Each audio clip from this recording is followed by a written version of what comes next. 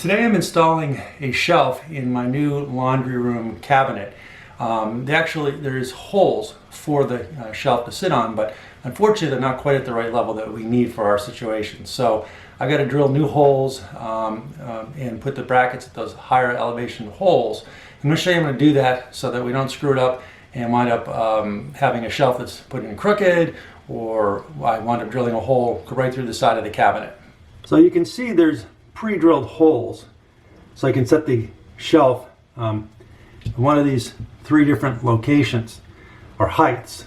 But unfortunately, the spot that we want is not quite high enough for the typical bottles and stuff that we're going to store in the base of the cabinet. So I've made some marks about a ½ inch higher than the existing holes on all four corners of the cabinet. And I'm going to show you how I do this so that I don't wind up drilling a hole through the side of the cabinet, and also making sure that I get the holes right at the right diameter and spacing for all four. So using a tape measure, I measured from the base of the cabinet up to where I want the new hole to go, which is about 11½ inches. And I went around all four corners of the cabinet, making those measurements and putting an X at the spot where I want to actually have the center of the new hole.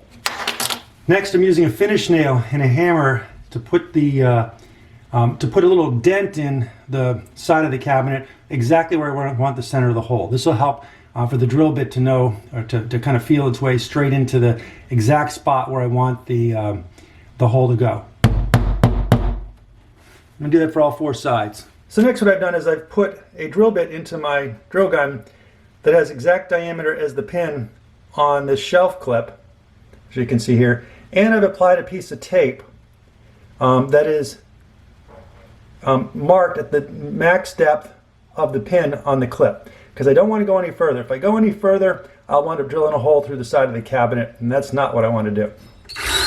So now I'm drilling in to the depth of that tape line.